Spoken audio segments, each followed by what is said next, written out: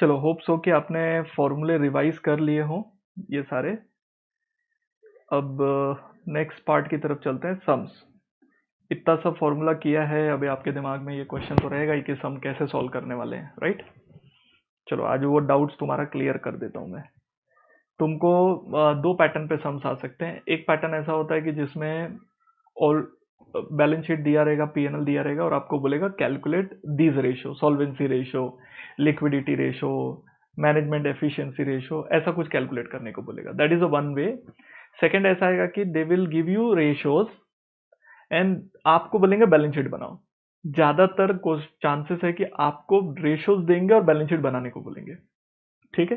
तो वो सब टाइप के सम को सॉल्व करने से पहले we should understand some examples so that थोड़ा कॉन्सेप्ट डेवलप हो जाए ब्रेन में।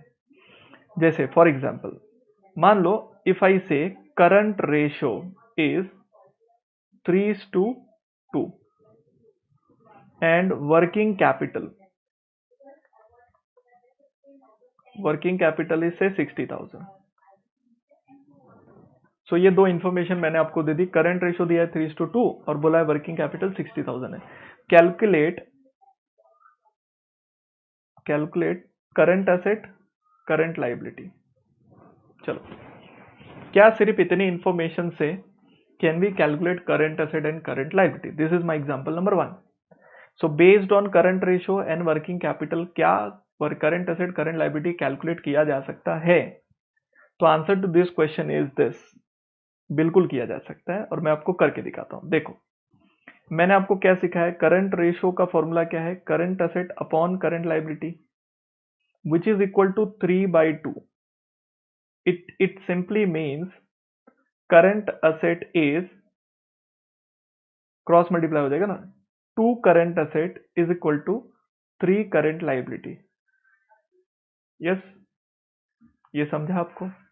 2 करंट एसेट इज 3 करंट। तो what is current asset means, current asset is 3/2 of current liability. जितना भी करंट लाइबिलिटी रहेगा उसका 3/2 क्या है, करंट एसेट है। ये समझ गया? अच्छा, 3/2 का मतलब क्या होता है? What do you mean by 3/2? It's 1.5 times, ठीक है। तो current asset is equal to 1.5 times of current liability. ये क्लियर है? सेकेंड पार्ट, वर्किंग कैपिटल का फॉर्मूला क्या है? How we calculate working capital? It is current asset minus current liability. If I say working capital is 60,000 and if I say current asset is this, so I can write 1.5 current liability minus current liability. अगर आपने बचपन में maths थोड़ा अच्छे से किया होगा तो आपको मालूम है कि यहाँ 1 होता है। So can I say 1.5 minus 1 is 0.5 current liability is equal to 60,000. So current liability will be 60,000 divided by 0.5 which comes to 1,20,000. Similar way current asset will be 1,20,000 into 1.5. तो कितना आ जाएगा?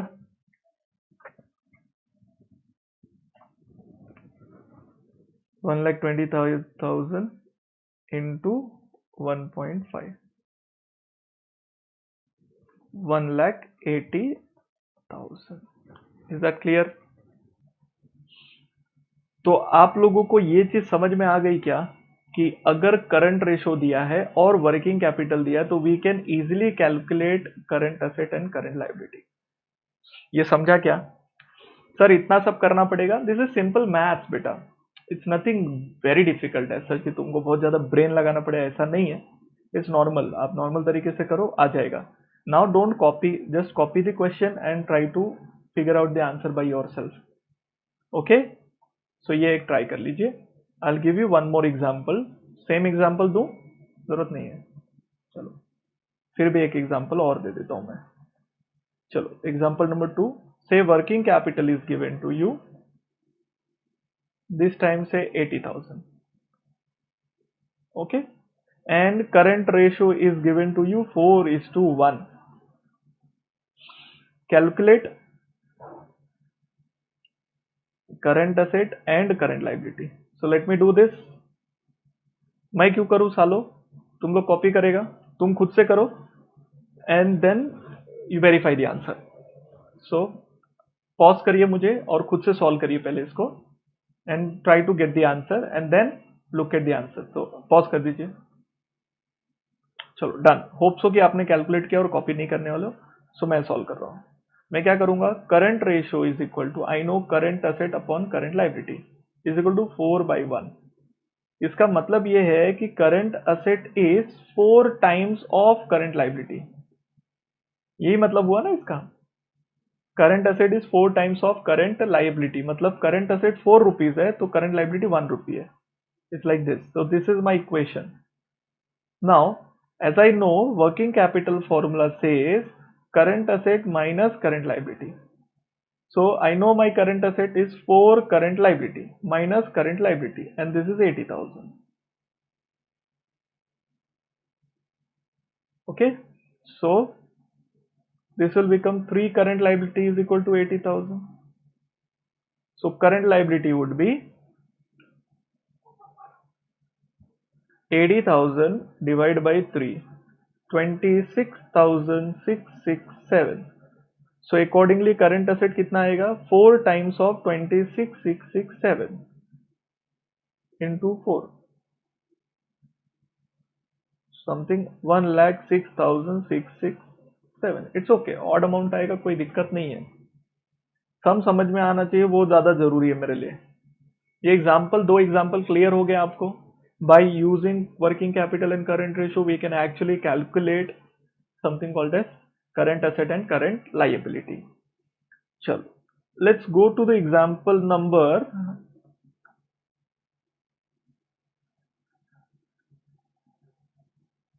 Example number 3।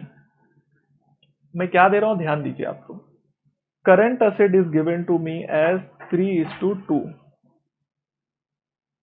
और let me make it 3/1। Quick ratio is given to me as 1:1।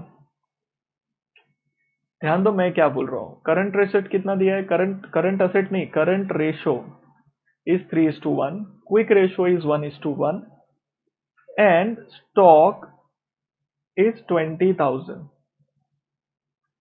ये information दी है और मैं आपको कह रहा हूं calculate current asset, current liability, quick asset and quick liability. assume bank OD is equal to nil. चलो क्वेश्चन को देख लो पहले। Can you try it by yourself, क्या आप ये खुद से ट्राई दे सकते हो। और एक चीज अज्यूम करनी पड़ेगी, प्रीपेड एक्सपेंस नील।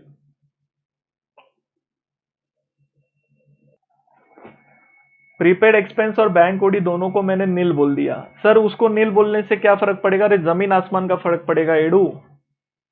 पहले तू बता, तुझे खुद से सॉल्व कर सकता है क्या, can you give a try to this. आपको क्या कैलकुलेट करना है वो तो मैंने आपको क्वेश्चन में बोल दिया है, you need to calculate this this this this. ठीक है, थोड़ा सा अगर रिमाइंडर के तौर पे मैं अगर बता दूं तुझे, करंट असेट में 2 चीजें होती है, प्रीपेड एक्सपेंस और जो स्टॉक होता है ये होता है नॉन क्विक एसेट। क्या ना, तो ना इतना सब क्यों बोलने का, डायरेक्ट सम पे आता हूं ना मैं। तुम स्मार्ट है तो लोग कर लेगा। चलो सुनो, current ratio is equal to current asset upon current liability, ये सबको समझता है, 3/1। कुछ नहीं समझेगा ना तो कम से कम फॉर्मूला लिखना सीख लो। ये हो गया। दूसरा, क्विक रेशियो का फॉर्मूला आपको पता है, quick asset upon quick liability, ये तो मालूम है। Can we reframe it, quick asset कैसे निकाल सकते, current asset minus stock minus prepaid expense. Yes और नो, नॉन क्विक माइनस कर दिया। Similar way current liability minus bank OD. अब अगर मैं क्वेश्चन में कहता हूं कि ये दोनों नील है तो इन दोनों का कोई इज्जत ही नहीं रह गया। अब इनका कोई इज्जत नहीं रह गया तो क्या बचा, current asset minus stock upon current liability, जो क्या है 1:1. So let me write it one by one. Hence, current liability is equal to current asset minus stock. ये एक इक्वेशन बन गई. सिमिलर वे यहां पर भी इक्वेशन बनाई जा सकती है, इसको देखो. तो इधर पे इक्वेशन क्या बनता है, current asset is equal to 3 times of current liability. So this is equation 1, this is equation 2. Let's analyze two equations.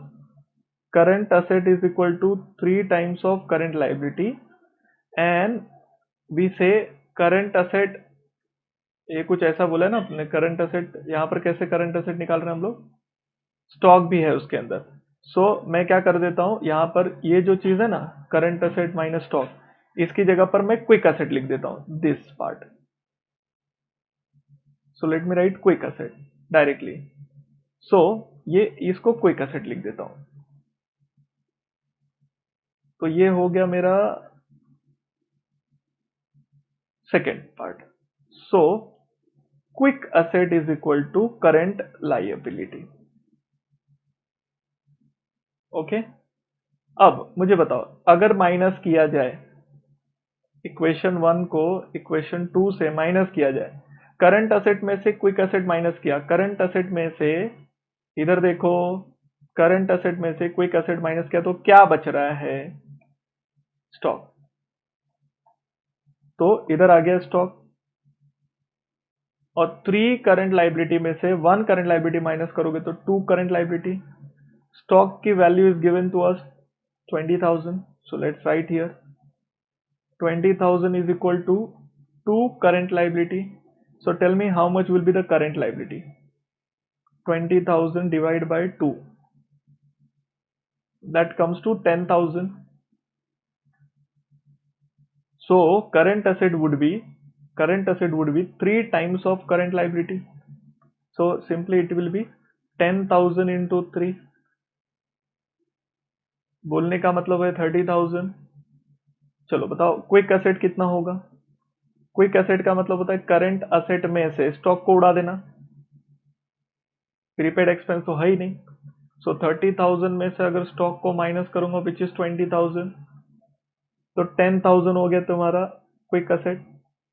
What about the quick liability. Quick liability मतलब current liability minus bank OD. Bank OD तो है नहीं, so answer would be same 10,000 only. इस तरीके से इसको solve किया जाता है. जितने लोगों ने मैथ्स नहीं किया रहेगा तो देखो वो लोगों को मजा आ जाएगा मैथ्स करने में, ऐसा मैथ्स है. और ये है बहुत नॉर्मल सा चीज, ऐसा कुछ रॉकेट साइंस अपन नहीं कर रहे हैं, बहुत नॉर्मल सा चीज कर रहे हैं. सिर्फ इनिशियल फेज है इसलिए मैं थोड़ा इतना डिटेल में समझा रहा हूँ, अदरवाइज तो मैं इसको बहुत शॉर्टकट तरीके से करता. ठीक है, ये समझाने के लिए आपको किया. 99% केसेस में ना अगर क्वेश्चन नहीं बोलेगा ना तो ये और ये दोनों को नील ही लेने का. अगर इसको नील लेते हैं तो क्या फर्क पड़ता है वो मैं आपको वापस समझा देता हूं, फिलहाल इसको कॉपी कर लो. So I tell you what happens if current liability minus bank OD is equal to आपका क्विक लायबिलिटी होता है, ये सबको मालूम है. इसको नील होने से, अगर ये नील हो जाए तो करंट लायबिलिटी में से माइनस नील होके क्विक लायबिलिटी आएगा. It simply means current liability is equal to quick liability. ये फर्क पड़ता है, समझा आपको. केस 1 याद रखिए, केस 2 याद रखने जैसा है.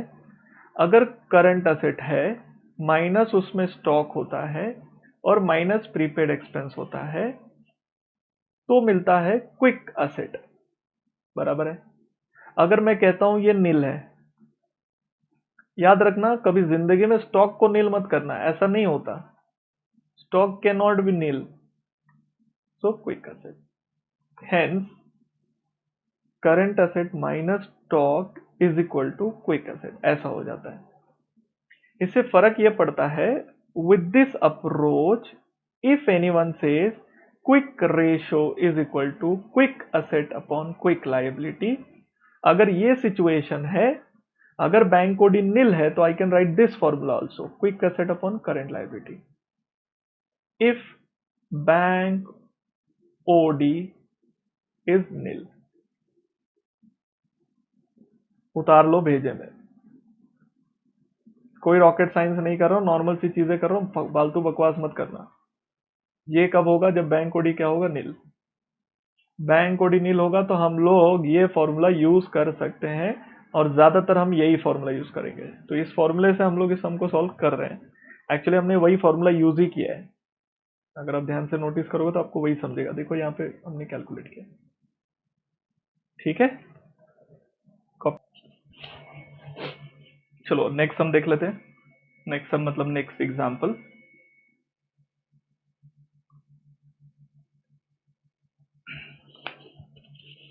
नाउ दिस एग्जांपल अगेन, ये ऊपर वाला वापस से एग्जांपल दे दूं क्या? एक और दे देता हूं, दो दो एग्जांपल के साथ चलते हैं, बेटर रहेगा, प्रैक्टिस हो जाएगा। Current ratio is given to us say 3:5:1। Quick ratio is given to us 3:1. Stock is given to us say 40,000. Calculate current asset, current liability, quick asset, quick liability. Assumption by default रहता है, आपको बोला नहीं जाता, वो तो first सम था, मैंने बोला प्रीपेड और बैंक ओडी नहीं रहेगा तो ही ये पॉसिबल है। तो इसका जो सॉल्यूशन मैं वर्कआउट कर रहा हूं, assume bank OD prepaid expense both are equal to nil. इसके बिना सम सॉल्व ही नहीं होगा, ठीक है। Current ratio is equal to current asset upon current liability which is 5/1, which says current asset is 5 times of current liability. This is equation 1.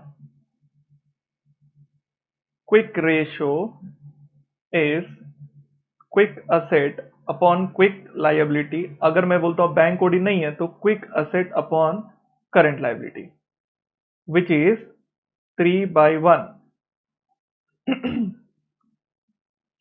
So it simply means quick asset is 3 times of current liability. This is equation 2. Taking current asset as 5 current liability, equation 1. Quick asset 3 current liability, equation 2. Minus them, minus करेंगे तो stock आएगा, because दोनों के difference में stock है, prepaid expense 0 है। 2 current liability and stock is given to us 40,000. So 2 current liability is equal to, current liability will be 20,000 and current asset is 5 times of current liability which is 20,000, that comes to 1 lakh. Out of this 1 lakh, if I have to calculate quick asset also, तो 1 lakh में से मैं stock minus कर दूंगा which is 40,000, तो हो गया 60,000 and quick liability will be equal to current liability which is 20,000. देखो पहला सम किया तो कितना मैंने स्लो तरीके से किया तो आ गया, अब ये रिदम पकड़ लिया आपने, राइट। अगर ये इंफॉर्मेशन दी है तो हम लोग ये चारों को निकाल सकते हैं, we can do this calculation, calculation करना पॉसिबल है। Is that clear with you guys? Good, great. Copy करो, रादर सॉल्व करो एंड जस्ट वेरीफाई करो, वेरीफाई दीज आंसर्स, मैच हो रहा है क्या नहीं तुम्हारा। Let's move to example number 5.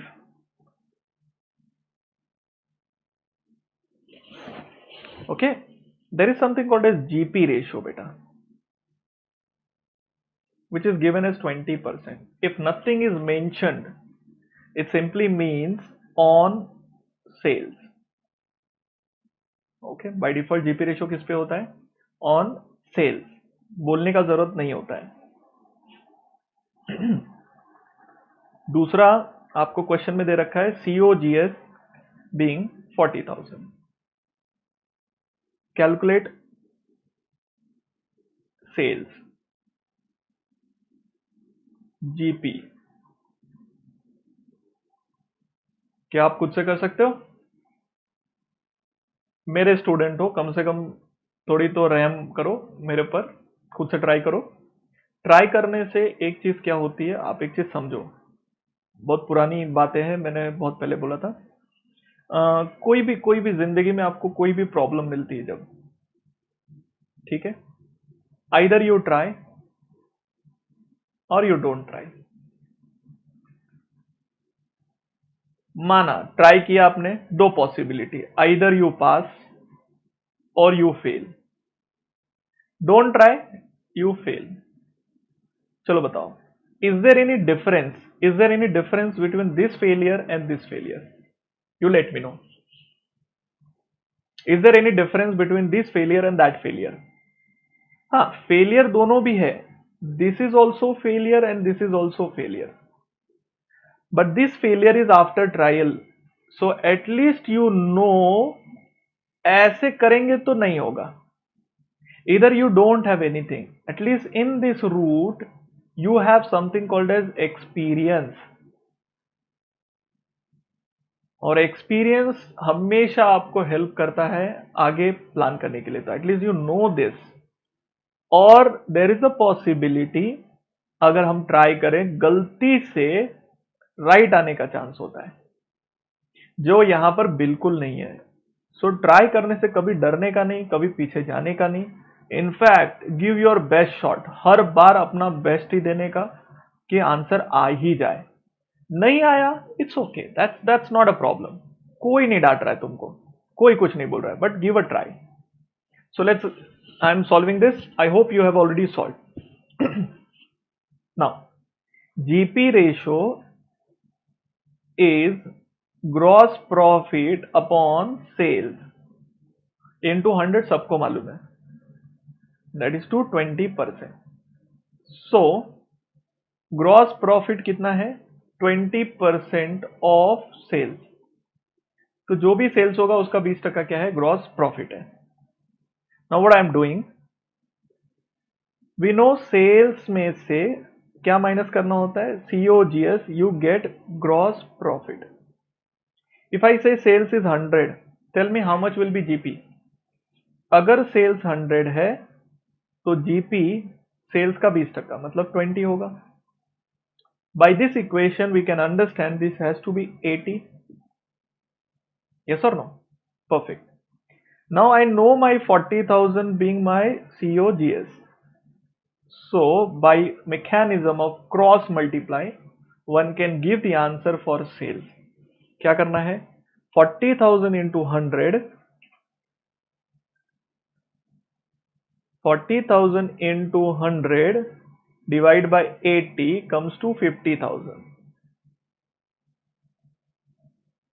And 50,000 minus 40,000 comes 10,000. आ गया answer. I got my sales, I got my gross profit. So if you know GP ratio and you know COGS, it is very easy to calculate gross profit as well as sales. Clear hai? Good. Let me give you one more example to solve. आप खुद करेंगे। Example number 6. GP ratio is 25%. Some people call it GP margin. Margin और दोनों एक ही चीज है। COGS is given to as कितना दे दूं? 50,000। चलो कैलकुलेट करिए। COGS GP कैलकुलेट करो and calculate sale. Do it. Pause किया, खुद से करिए। मैं तो आंसर दे ही रहा हूं। Let me solve now. I will write the equation sales minus COGS comes GP. Sales if 100, assume to be 100, then GP has to be 25. By this equation it will be 75. If it is given as 50,000, मतलब मुझे पता है कि ये 50 है। Cross कर सकते हैं, बिल्कुल कर सकते हैं, क्यों नहीं कर सकते हैं? So 50,000 into 100 divide by 75, some odd amount आ रहा है 6667, तो ऑब्वियसली माइनस करेंगे तो 667। डन, सेल्स मिल गया, जीपी मिल गया। इजी था? Good, very nice.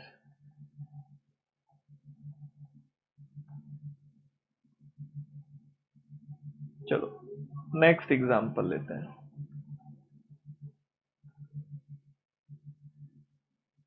I am giving you stock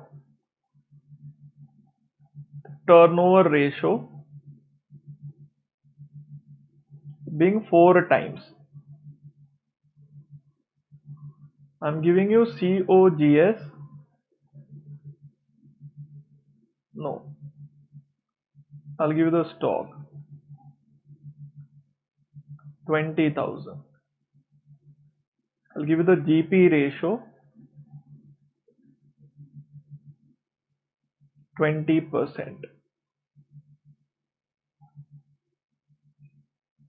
Calculate sales. Let's see how many of you can do this one.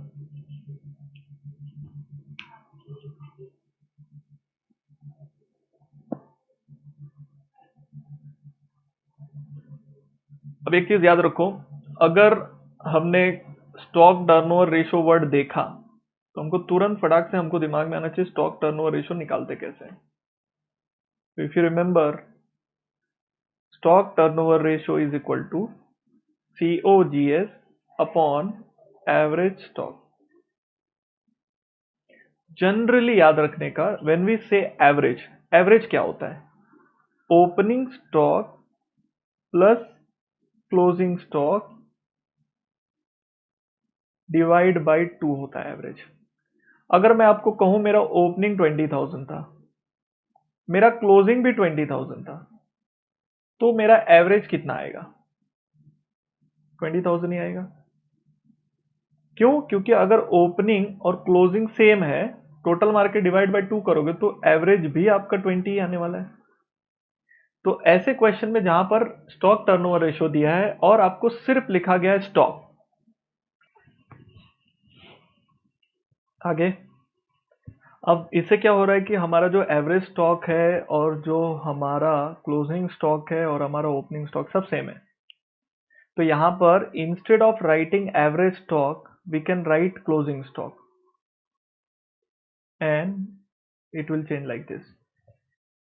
सो अगर इंफॉर्मेशन नहीं दी होगी ना तो हमेशा अज्यूम कर लो COGS upon closing stock, that means simply stock. Closing stock मतलब stock. तो ये फॉर्मूला भी बनता है। ये कब बनता है?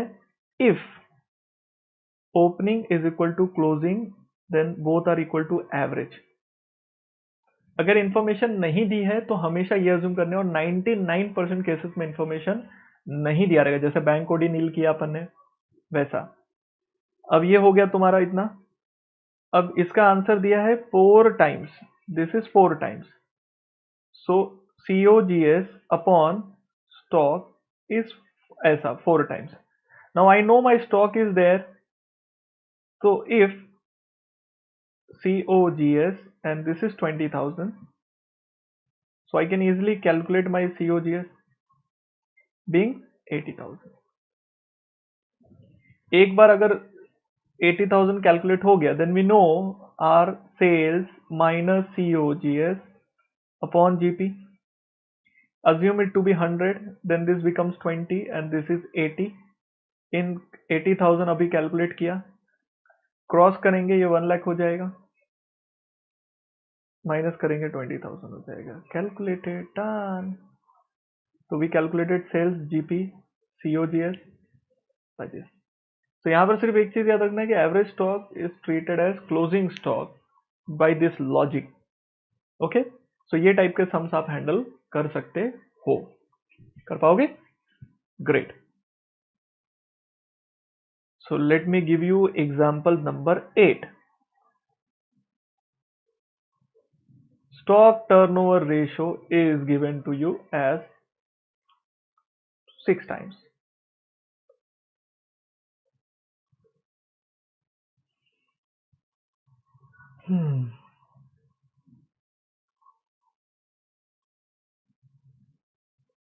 Stock amount is given to as 40,000.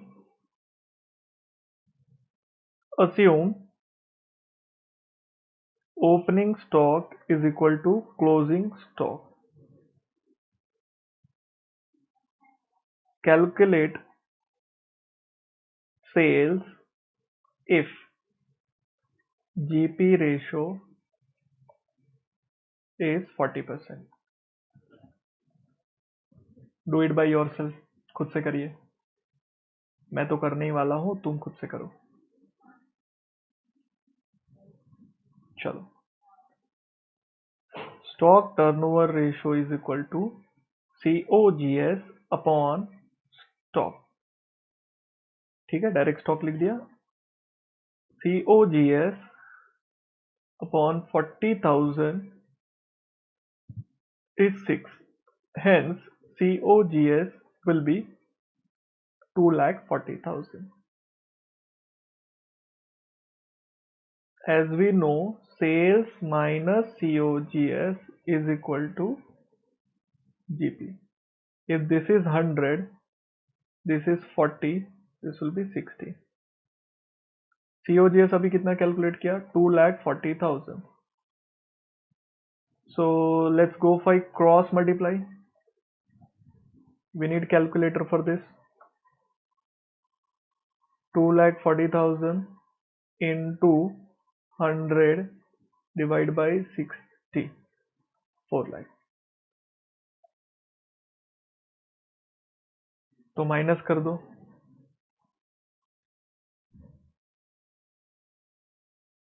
1,60,000।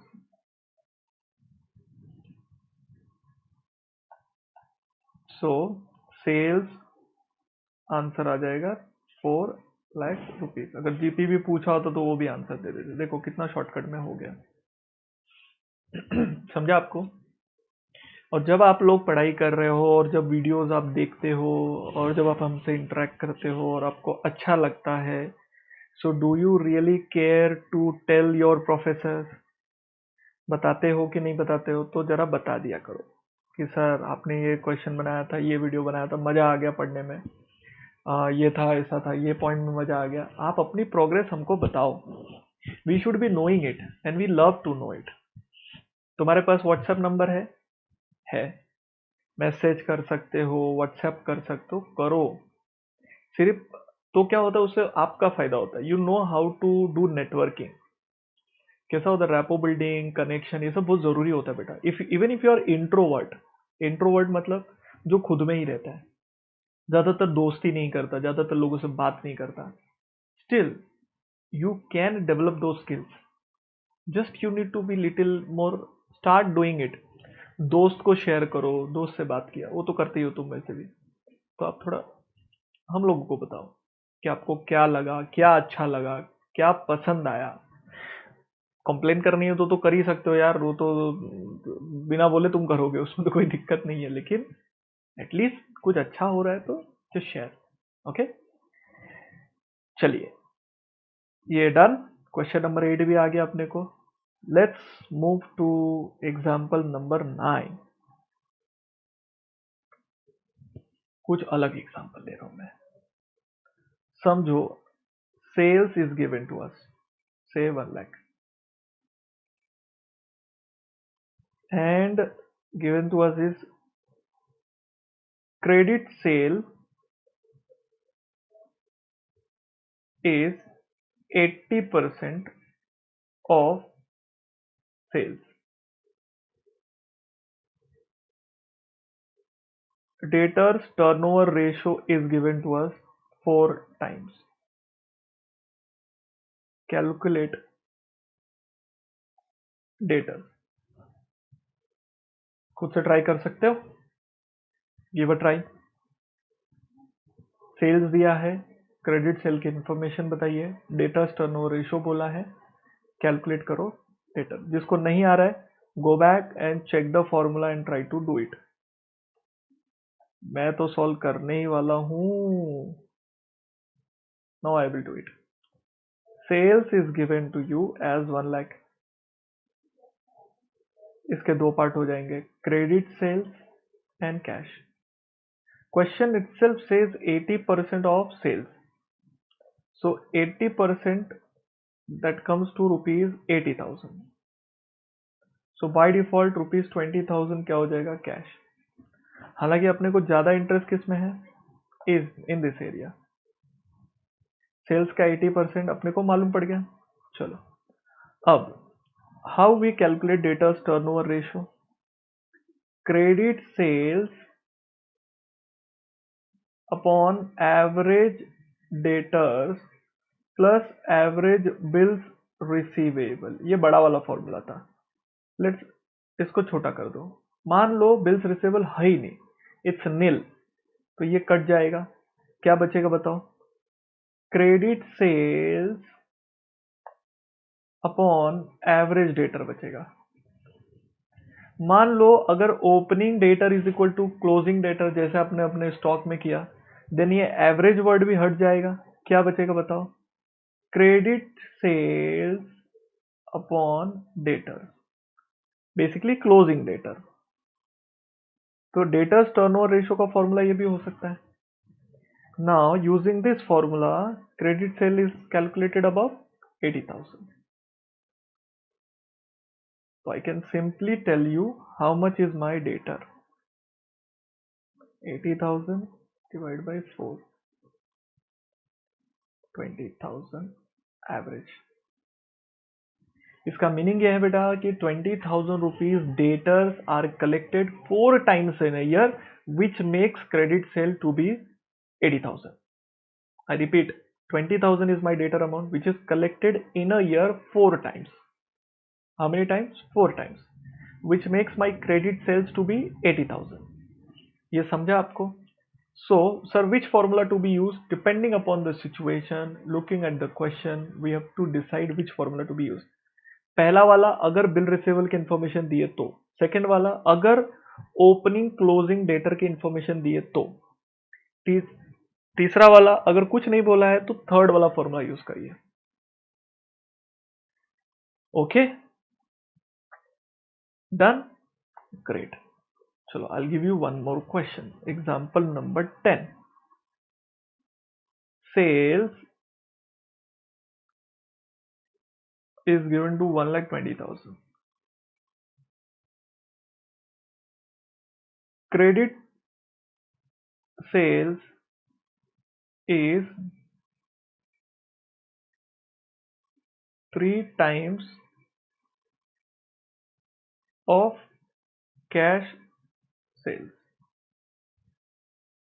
Debtors turnover ratio is 4 times.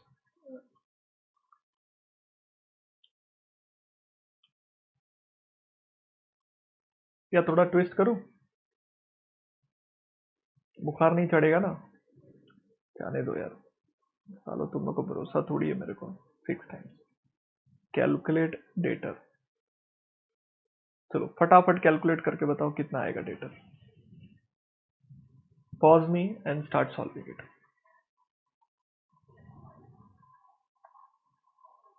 काजवत बताओ, आप में से देखते हैं कितने लोग ने राइट किया। ये लाइन में गड़बड़ किया रहेगा आप लोगों ने, I am sure about it, मुझे कॉन्फिडेंस है तुम पे। सेल्स के दो पार्ट होते हैं, credit sales and cash sales. Credit sale is 3 times of cash sales. तो अगर कैश 1 रुपया है तो क्रेडिट 3 रुपीज है। तो सेल कितना हुआ? 4 rupees, which is 1,20,000. So if 4 is 1,20,000, how much is 1? Cross multiply हो जाएगा, 30,000 आएगा.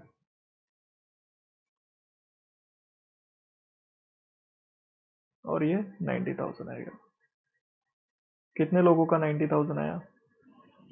नहीं आया ना बेशरम, क्योंकि तू ध्यान नहीं देता है, तुझे लगता है कॉपी कैट करो. तो ये ट्रिक ही यहाँ पे था. अब आ गया. अब आगे का तो कोई दिक्कत ही नहीं है. डेटर टर्नओवर रेशियो का फॉर्मूला अपन credit sales upon debtors, which is 6, 90,000. So debtor is equal to 90,000 upon 6, 15,000 rupees. हो गया.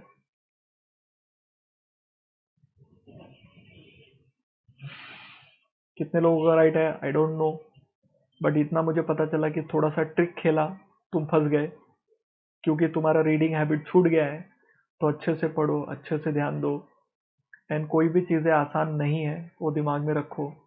अगर आपको CMA कोर्स टफ लग रहा है तो ट्रस्ट मी गाइस, इससे इजी कोर्स नहीं है मार्केट में. और ये चीज़ें करके आपको बहुत सारे बेनिफिट्स मिलने वाले हैं.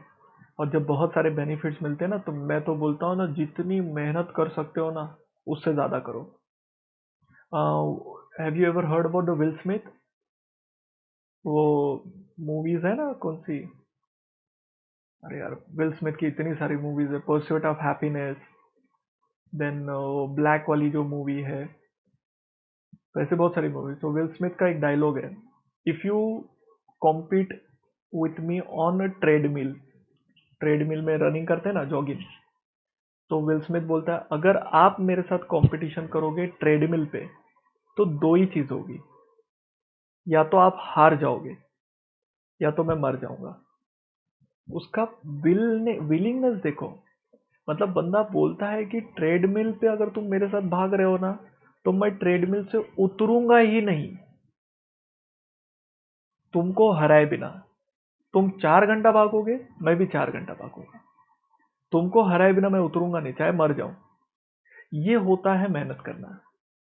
आपको थोड़ा सा सम क्या दिया, पगला जाते हो. इतना मेरे से नहीं होगा, मैं तो एक ही ग्रुप करेगा, मेरा ये प्रॉब्लम है, मेरा वो प्रॉब्लम है. सारी जिंदगी के सारे प्रॉब्लम तुम्हारे पास ही है, बाकी लोगों को तो प्रॉब्लम ही नहीं है. So let's go ahead with more sums. देखते हैं अब हमको एग्जाम के सम्स करने आते हैं कि नहीं. Directly I am taking you to the exam sums. This question was asked in December 13 for 8 marks. Directly मैं ये क्वेश्चन आपसे शुरू करता हूँ, ठीक है. लेट्स सी अपने को आता है नहीं आता है. Even I don't know whether you will be able to solve it or not, but let's give a best shot. अब इसमें क्या दिया देखो. If you look at this question, following information relate to unlimited year ending 31 March 2014. इसमें अपने को सारे ratio दिए, fix asset to sales, current ratio, liquid ratio, debtors turnover, debt equity ratio, working capital, सब दे रखा है. और बोला है assume all sales on credit, तो अजम्पशन का स्कोप नहीं दिया, और बोला ये सारे अमाउंट कैलकुलेट करो. ठीक है, कैसे करने हैं ये सारे सम्स को सॉल्व? सम्स को सॉल्व करने का तरीका सिंपल है. आप पहले क्वेश्चन नंबर 12 है, एग्जाम वाला सम कर रहा हूँ. करना क्या है, पहले सारे फॉर्मूले लिख लो आप एक जगह पे. So let me go ahead and write all the formulas. Fix asset to sales, अगर वर्ड टू लिखा है यहाँ पर, जैसे कि यहाँ पे लिखा है ना टू, इसका मतलब है फिक्स असेट अपॉन सेल्स दिया हुआ है. तो let me write here fix asset upon sales. क्या दिया है उसने, 2:1, दैट इज टू से 2/1, ये दिया है, एक लिख दिया. Just right all formula. Current ratio, current ratio का क्या फॉर्मूला, थोड़ा लाइन छोड़ के लिख रहा हूँ. Current ratio is equal to current asset upon current liability. कितना बोला है, 2.5:1 हो गया. Second, liquidity ratio, whenever the word liquidity बोलेंगे ना, इसका मतलब quick asset upon current liability पकड़ लेने का. So let me have liquidity ratio quick asset upon current liability, मतलब बैंक कोड ही नहीं रहता जनरली, 1.4 अपॉन 1, यही दिया, ठीक है। Debtors turnover ratio is 12 times. Now you must be knowing what is debtors turnover ratio. Credit sales, opening closing का detail नहीं दिया तो क्या मान के चलोगे इसको, debtor, this is only debtor and this is given to you as 12 times. Third दिया है, और नेक्स्ट दिया है debt long term to equity ratio, debt equity ratio. So we know what is date equity ratio, debt upon equity, कितना बोला है, 1:2, मतलब हर 2 रुपए के पीछे 1 रुपए का डेट है।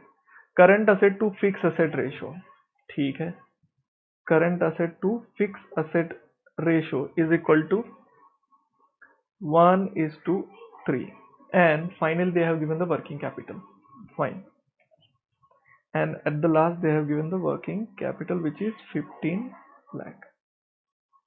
चलो बताओ, मैंने जो भी किया अभी, is it tough, is it difficult कि आप नहीं कर सकते?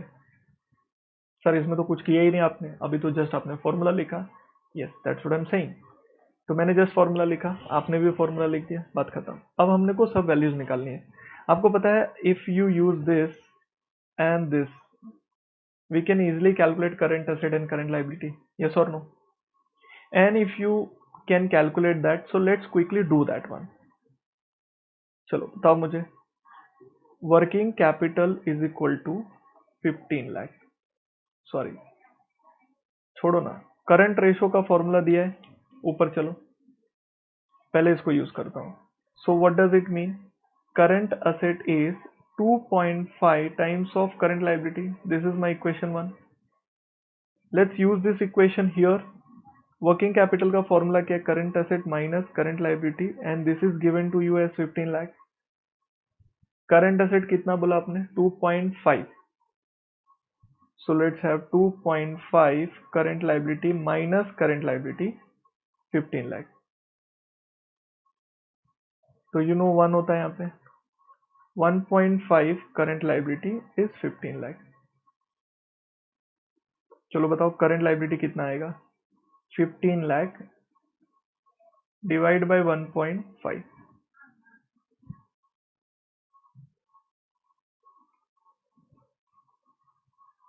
15 lakh divided by 1.5 comes to 10 lakh. So this is the current liability. So tell me current asset कितना आएगा? Current asset will become 2.5 times of current liability which is 10 lakh. तो सीधा सीधा हिसाब है 25 लाख। तो एक चीज तो क्लियर हो गई, हम लोगों ने पुराने मेथड से हमने ये दो वैल्यूज निकाल ली। Okay, now with this values आप इसको कहां कहां रख के क्या क्या वैल्यूज निकाल सकते हो। देखो, if I know my current liability probably I can put here, look at this, अगर यहां पे वैल्यू डाल दो तो quick asset upon 10 lakh current liability का, 10 लाख ही है ना, देखो ये 10 लाख की वैल्यू डाल दी, is equal to 1.4 upon 1, so I can easily calculate quick asset, कितना हो जाएगा 14 lakh. So I got my quick asset to be 14 lakh. Okay, so अगर मैं बोलूं इसमें से क्विक असेट 14 लाख है, तो क्या आप बता सकते हो बचा हुआ क्या हुआ, non quick asset, that simply mean stock. और क्या हो सकता है, मैंने आपको बोला है कि बैंक कोड ही नील होता है, तो इसको अपन ने ले लिया नॉन क्विक, कितना हो गया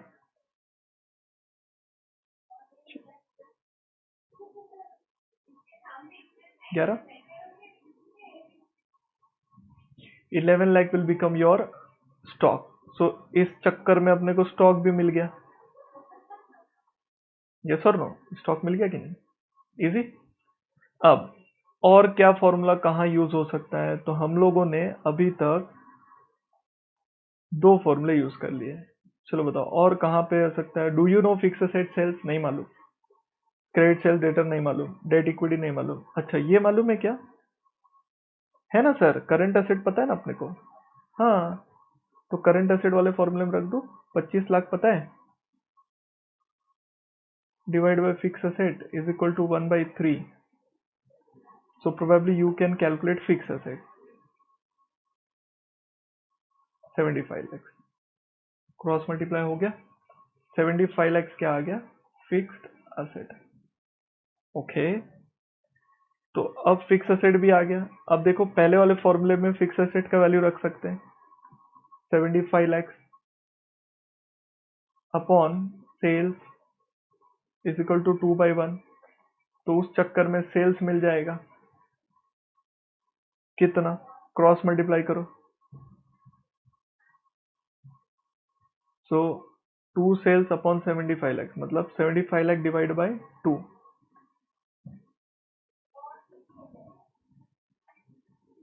75 divide by 2, 37,50,000 will be your sales. Sales मिल गया। अज्यूम करने की जरूरत ही नहीं है, वो लोग ने खुद ही बोला है कि all sales are credit sales, तो मेरे हिसाब से यहां पर वैल्यू रख सकते हैं। सो 37,50,000 की वैल्यू रख दिया। डेटर्स इज इक्वल टू 12, तो I can easily calculate my debtors.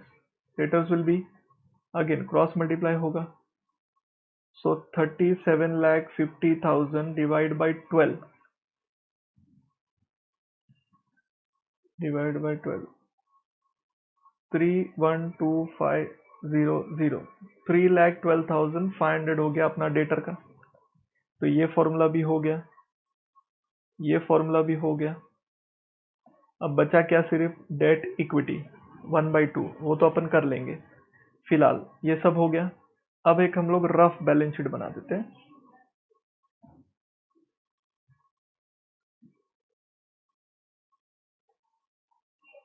सुनो, फिक्स एसेट होता है, इन्वेस्टमेंट होता है, करंट एसेट होता है, ये तो होता ही है। इक्विटी होता है, नॉन करंट लाइबिलिटी होता है एंड करंट लाइबिलिटी होता है। जो जो मालूम है वो लिख दो। क्या क्या पता है सर, फिक्स एसेट अभी निकाला हम लोग ने 75 लाख, ठीक है वो लिख दो। सर करंट एसेट निकाला हमने 25 लाख, वो भी लिख दो। सर करंट लाइबिलिटी निकाला, वो भी लिख दो। सर सेल्स डेटर निकाला, ठीक है वो भी लिख दो, बट डेटर तो इसके अंदर ही आएगा ना बेटा, 312,500। इसी के अंदर स्टॉक भी आएगा आपका। कितना निकाला आपने, स्टॉक निकाला कि नहीं, कहाँ निकाला, नहीं निकाला स्टॉक, कोई बात नहीं। स्टॉक निकाला, निकाला हमने। अब सॉरी सॉरी, गजनी हो गया मैं भी, ये रहा निकाला ना 11 लाख, 11 लाख स्टॉक हो गया। And balance is other current asset, it could be anything, so difference is balance 2500 minus, sorry 2500 1 2 3 minus 312500 minus 1100 1 2 3, 10,87,500 is the other current set. इसकी टोटल कर लेते हैं। अज्यूम टू बी नील, क्योंकि इन्वेस्टमेंट की कोई बात हुई नहीं है, तो इन्वेस्टमेंट को नील कर दिया। 100 lakhs हो गया, बराबर।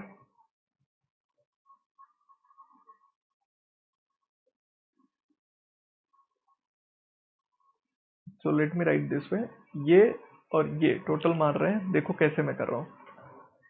7500 प्लस 2500, दैट कम्स टू 10,000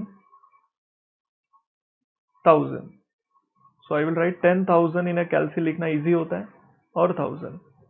सो इन दोनों का टोटल मिल जाएगा, दैट इज 10 लाख माइनस कर दिया, तो इन दोनों का टोटल कितना आएगा, 90 लाख। अब अपने को नहीं मालूम 90 लाख में से इक्विटी कितना और डेट कितना, एनसीएल मतलब डेट, लेकिन अपने को रेशो मालूम है दोनों का। ये देखो, इन दोनों का टोटल जो है ऐसे कुछ है, देखो debt plus equity is equal to 90 lakh दिया है, और अपने को ये भी मालूम है कि डेट 1 रुपी है, इक्विटी 2 रुपीज है, मतलब ये 1 है तो ये 2 है, तो ये टोटल 3 हो गया। तो हम क्रॉस तो कर ही सकते हैं ना बेटा। तो कितना आएगा, 9000 इंटू 2 डिवाइड बाई 3, 60 लैक्स हो गया तुम्हारा इक्विटी का, एंड 30 लैक्स हो गया तुम्हारा डेट का। बन गया बैलेंस शीट। अब उन्होंने क्या क्या पूछा है देख लो। करंट असेट आपने कैलकुलेट किया 25 lakh, total asset 100 lakh, sales कुछ और अमाउंट आया था 37,50,000, debtors 3.125 lakh, inventory I guess 11 lakh if I am not wrong. Net worth मतलब इक्विटी होता है which is 60 lakh, long term debt is 30 lakh. Sir cash bank balance कैसे निकालोगे, ये दिख रहा है आपको जो अदर करंट एसेट बोला, this will be treated as cash and bank, 10,87,500।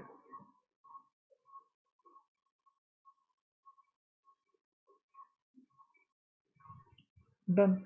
ये एग्जाम का सम था। आपको जरा भी ऐसा महसूस हुआ कि अब बहुत टफ चीज कर रहे हैं अपन, क्वाइट कंफर्टेबल कर पाएगा तू। सिर्फ आपको फॉर्मूले लिखने हैं और वैल्यूज लिख के यहां वहां क्रॉस मल्टीप्लाई करके आंसर्स निकालना है। Is that clear. मैंने इस सम में क्या अजम्पशन लिया, इन्वेस्टमेंट बीइंग नील। ज्यादातर केसेस में आप इन्वेस्टमेंट को क्या ले लीजिए, नील ले लीजिए, जनरली इन्वेस्टमेंट नहीं होता है, ठीक है। आई होप सो आप कर पाओगे, देखो खुद से ट्राई करो करने का।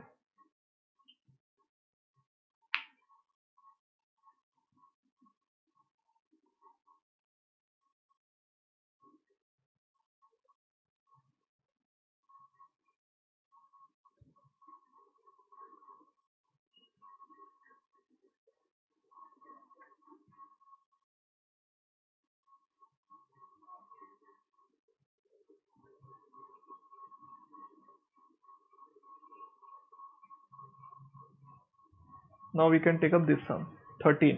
This also asked in exam. बिंदास कर सकते हो 13 ऑल्सो। इजी चैप्टर है, ratios is not a tough chapter, only thing is that आपको फॉर्मूला थोड़ा सा एक रिदम बैठ गया ना तो आप कर लोगे। चलो फटाफट ये सम सॉल्व करते हैं। पहले क्या करेंगे, सारे फॉर्मूले लिख लेंगे, that is step 1। Let's write first all formulas.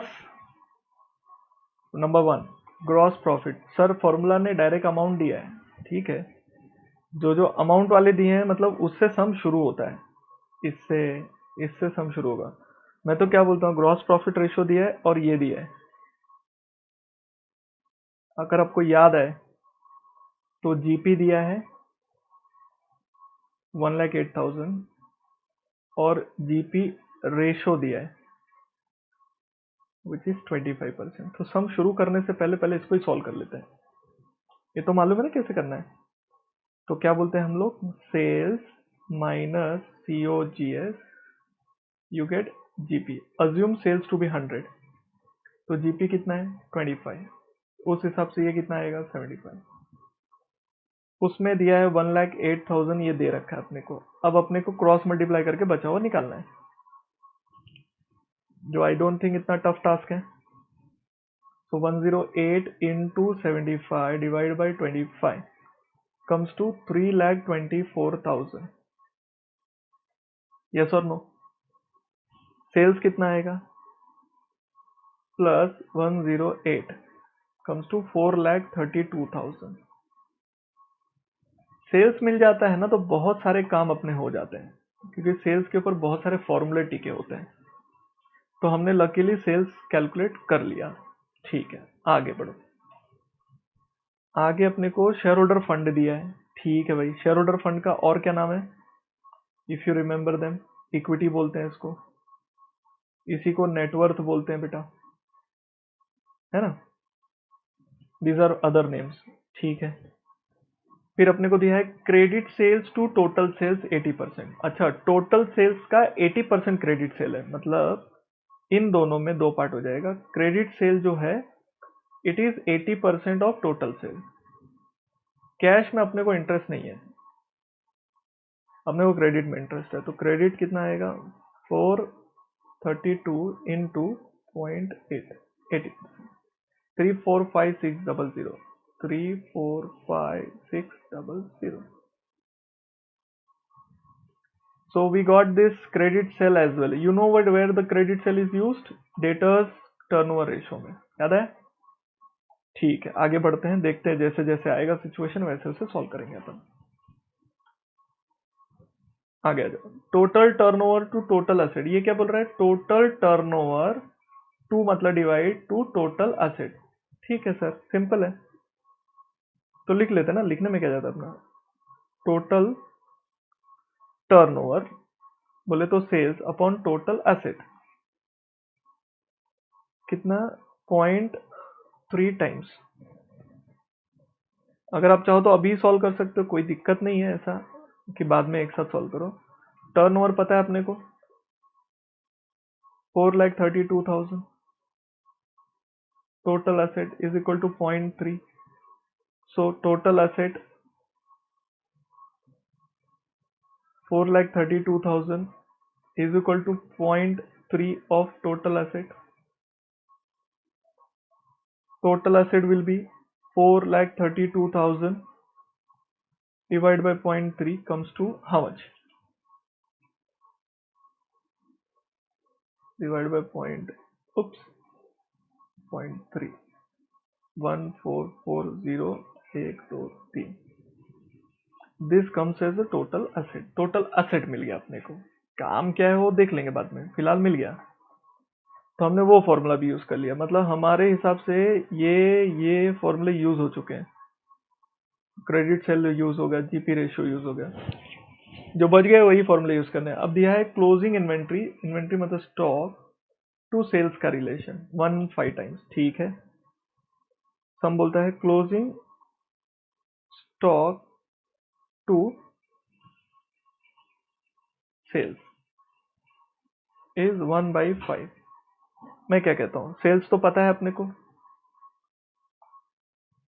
Sales is 4,32,000। So let's solve it। 4,32,000 stock is equal to 1/5। So I think we can calculate the stock।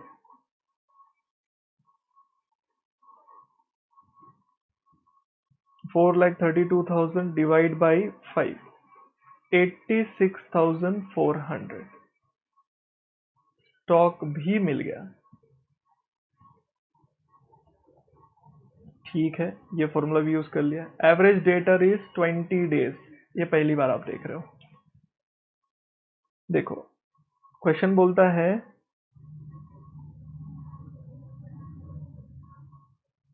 Average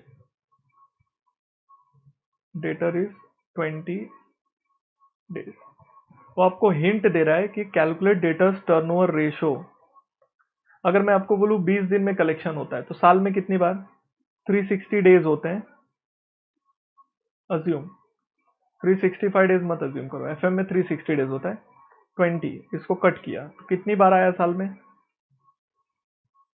360 divided by 20 comes 18 times. So 18 times is your debtors turnover ratio. Now use this debtor turnover ratio formula which says credit sales upon average debtor. But debtor मतलब हम लोग debtor ही लिखते हैं, average तो लिखता नहीं। ये 18 बोला है। क्रेडिट सेल पता है क्या? हाँ सर, ऊपर निकाला था ना आपने, 3,45,600। ले लो उसको, 3,45,600 upon debtor. So probably we can talk about debtor. Debtor will be 3,45,600 whole upon 18.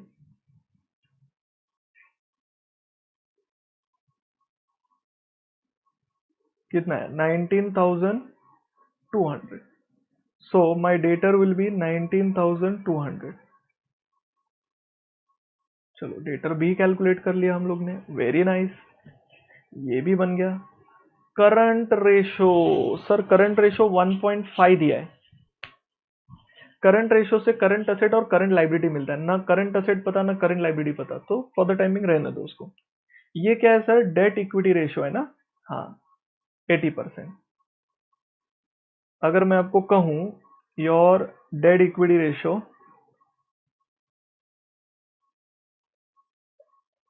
80%, it means debt is 80% of equity और shareholder fund. I guess आपको हिंट मिल गई. क्वेश्चन में ये दिया है, चेक करो. तो अगर ये दिया है 6 लाख, तो बस उसका 80% करना है. डेट मिल जाएगा, that is 4,80,000 is your debt. इतनी सारी इंफॉर्मेशन मिल चुकी है कि हम बैलेंस शीट आराम से बना सकते हैं. आप पहले भी बना के रख दोगे तो भी चले.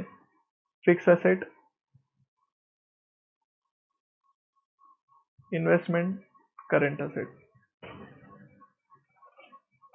फटाफट बैलेंस शीट भर देते हैं. फिक्स असेट किधर गया भाई? फिक्स असेट नहीं है. फिक्स असेट ठीक है, जो जो इंफॉर्मेशन है वो भर दो एटलीस्ट आप. जैसे अभी अपने पास क्या है? करंट असेट है. So where is a current asset? भाई मुझे कुछ ही नहीं मिल रहा है. चलो ठीक है, मुझे टोटल असेट मिल गया, वो भर देता हूँ. 14,40,000. सो 14,40,000 and obviously current total asset, और ये दोनों सेम ही रहेगा ना, बैलेंस शीट है ये. Total asset is equal to total liability, ये तो रहता ही है ना भाई, तो सोचो मत ज्यादा. Equity and date. डेट को हम लोग नॉन करेंट लाइबिलिटी भी बोलते हैं, and current liability.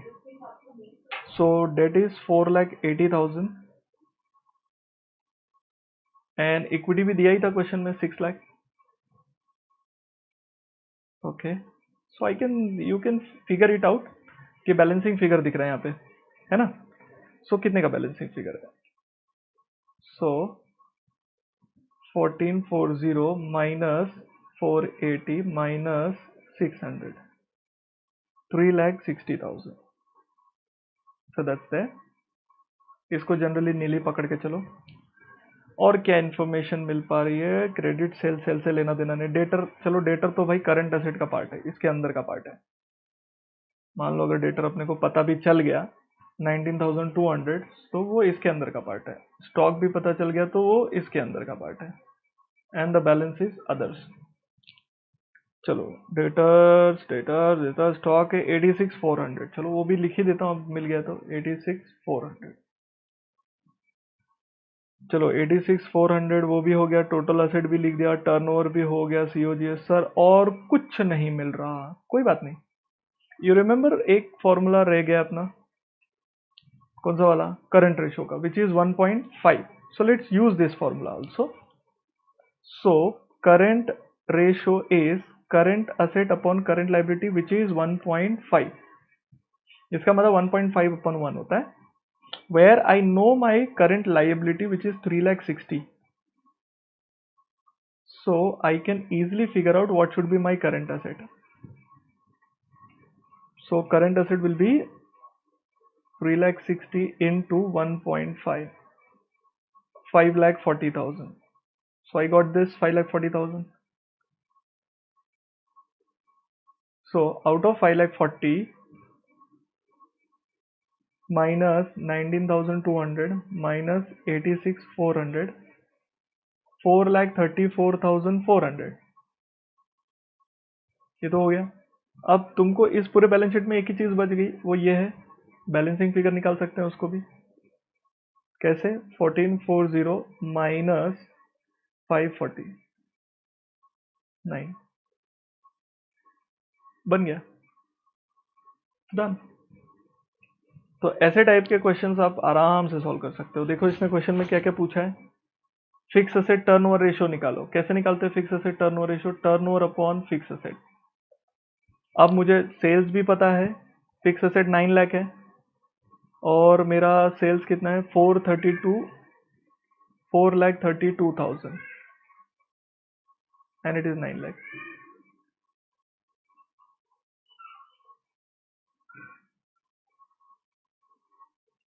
So this comes to 0.48। Cash bank balance जो अदर आता है ना, अदर नीचे, this is generally treated as cash bank balance, 434,400. Current liability 3,60,000. Inventory stock 86,400. Debtors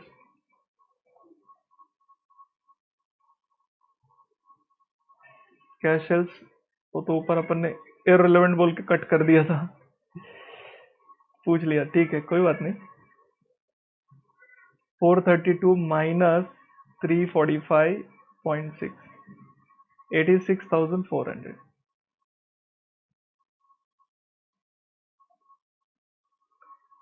हो गया। सो पहले इतना प्रैक्टिस कर लीजिए, फिर इसके जो भी एक्स्ट्रा सम्स हैं, देखो ये सब सम है, इसको आप होमवर्क ट्राई करिए।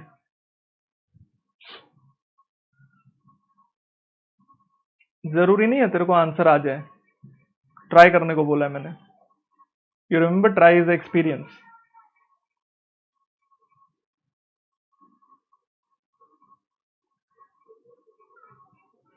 मैं तो सॉल्व करने ही वाला हूं, तुम मानो मत मानो।